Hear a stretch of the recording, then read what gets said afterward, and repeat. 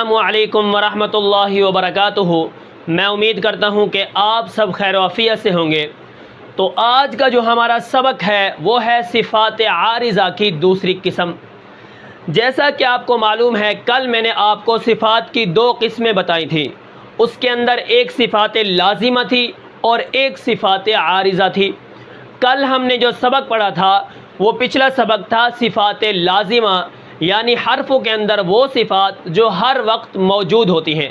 اگر وہ صفات ان حرفوں سے نکال لی جائیں تو ان حرفوں کی صفات، ان حرفوں کی ذات باقی نہیں رہتی۔ مثال کے طور پر اگر صاد کے اندر صفت استعلاء اطباق نکال لی جائے، یعنی صاد موٹا ہوتا ہے، اس کو موٹا نہ کیا جائے تو یہ سین بن جائے گا۔ اسی طرح اگر با کے اندر صفت قلقلہ ادا نہ کی جائے تو وہ پا سے یعنی پے سے بدل جاتا ہے، جیسے تب، یہاں پر آخر میں آواز ہلتی ہے، قلقلہ جنبش کرنا، تو اگر میں اس کی یہ صفت ادا نہ کروں تو وہ حرف پے سے بدل جائے گا، یعنی عجمی بن جائے گا۔ ٹھیک ہے، اسی طرح ان کو صفات لازمہ کہتے تھے کہ اگر وہ صفات لازمہ نکال لی جائیں تو حرف کی ذات باقی نہیں رہتی۔ آج جو ہماری قسم ہے اور آج کا جو ہمارا سبق ہے وہ ہے صفات عارضہ، یعنی حرفوں کے اندر وہ صفات جو کبھی ہوں کبھی نہ ہوں۔ اب یہاں پر اس صفات عارضہ کی تعریف کیا ہے؟ یعنی وہ صفات جو اپنے حرفوں میں ہمیشہ نہ ہو، کبھی ہو کبھی نہ ہو، بلکہ چند خاص حالتوں میں پائی جاتی ہوں۔ ٹھیک ہے، یعنی ان کے ادا نہ ہونے سے حرف کی ذات اور اس کے اصل مادہ کے اندر کوئی نقصان نہ ہو۔ ٹھیک ہے، البتہ اس کی فصاحت، رونق، خوبصورتی، دلچسپی اور اس جیسی جو زینت اور آرائش کی چیزیں ہیں وہ ختم ہو جائیں گی، لیکن حرف باقی رہے گا۔ ان کو صفات عارضہ کہتے ہیں۔ یعنی یہ ایسی صفت نہیں ہے، ٹھیک ہے، یعنی حرفوں کے جو حسین ہونے کے قاعدے ہیں ان کے خلاف پڑھا جائے، ٹھیک ہے، یہ صفات عارضہ ہے۔ اب یہاں پر دیکھیں، اگر میں آپ کو مثال دوں، اب یہاں پر دیکھیں صفت عارضہ کون سی ہوتی ہے؟ جیسے غنہ ہو گیا۔ غنہ کسے کہتے ہیں؟ ناک میں آواز لے جانے کو، جیسے ان الذین آمنوا۔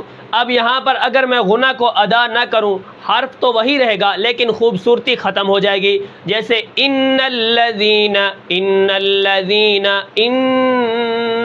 ٹھیک ہے، اس کے بعد دیکھیں مد، یہ صفات عارضہ میں سے ہے۔ اگر آپ کسی حرف پر مد کرتے ہیں تو وہ خوبصورتی ہوتی ہے۔ الحمدللہ رب العالمین، یہ مد جو میں نے کی ہے یہ عارضی ہے۔ الرحمن الرحیم، اگر میں یہ مد نہ کروں، دیکھیں الحمدللہ رب العالمین الرحمن الرحیم مالک یوم الدین ایاک نعبد و ایاک نستعین۔ ٹھیک ہے، یہاں پر دیکھیں خوبصورتی ختم ہو گئی، میں نے مد کو نہیں کیا۔ ٹھیک ہے، یہ مد بھی کیا ہے؟ صفات عارضہ میں آ جاتی ہے۔ اسی طرح کسی حرف کو موٹا پڑھنا، جیسے صراط الذین، سرا، سرا، سرا، ٹھیک ہے، سرا، را کو میں نے باریک پڑھا ہے، جیسے رب، ربکم، ربکم، ربکم، ربکم، قل اعوذ برب الرا، قل اعوذ برب ال۔ تو حرفوں کے جو حسین ہونے کے قاعدے ہیں، یعنی اگر کوئی حرف پر ہے، موٹا ہے تو اس کو ہم موٹا پڑھیں گے، اگر اس کو باریک پڑھیں گے تو اس کا حسن ختم ہو جائے گا۔ اسی طرح اگر آپ کسی حرف کو باریک پڑھ دیں گے، جیسے کوئی حرف موٹا ہو، قل اعوذ برب ال، برب ال، اسی طرح اللہم، اللہم، اللہ لا، اللہ لا۔ ٹھیک ہے، یہ حرفوں کے حسین ہونے کے جو قاعدے ہیں آپ ان کے کیا کر رہے ہیں؟ خلاف پڑھ رہے ہیں، جو کہ صفات عارضہ میں سے ہے۔ اسی طرح اخفا ہے، من کان، من کان، من کان۔ ٹھیک ہے، خوبصورتی ختم ہو رہی ہے۔ اظہار ہے، جیسے اظہار کی جگہ آپ غنہ کریں، جیسے من ہاجر، نہیں، من ہاجر۔ ٹھیک ہے، تو کیا ہے، اگر غنہ کے اندر غلطی کرتے ہیں حرف تو وہی رہے گا لیکن اس کی جو خوبصورتی ہے وہ ختم ہو جائے گی، حرف وہی رہے گا، مد ادا نہیں ہوگی۔ اسی طرح پر ہے، باریک ہے، اخفاء، اظہار، ادغام، اقلاب، یہ جتنی چیزیں بھی آ جاتی ہیں یہ صفات عارضہ میں سے ہے۔ اب ان کی مثال اگر آپ دیکھیں وہ یہ ہے کہ صفات لازمہ جو ہیں وہ اصل، مکان، کھانا، لباس، یہ اس کے مانند ہیں۔ جو صفات عارضہ ہیں وہ ہیں زائد و نقش، نگار، خوبصورتی، ٹھیک ہے، لذت و آرائشی کی مانند ہیں، ٹھیک ہے۔ اب یہاں پر دیکھیں جیسے کیا ہے مثلا غنہ، مد، پر، باریک، اسی طرح تسہیل وغیرہ، تو ان صفات کو عارضہ، اب ان صفات کے نام کیا ہیں؟ اب ان صفات عارضہ کے نام ہیں، نمبر ایک، ان صفات کو صفات عارضہ کہتے ہیں، محسنہ کہتے ہیں، مزینہ کہتے ہیں، محلیہ کہتے ہیں، ٹھیک ہے۔ اب مثال کے طور پر آپ دیکھیں، اب ان صفات کو عارضہ جو کبھی ہو کبھی نہ ہو، یعنی اگر را کے اوپر زبر ہے تو را موٹی ہوگی، جیسے ربک ربما، اسی طرح اگر را کے نیچے زیر ہے من شر ما، باریک ہوگی، ایک جگہ میں پائی گئی ہے ایک جگہ میں نہیں پائی گئی، یہ عارضی ہے۔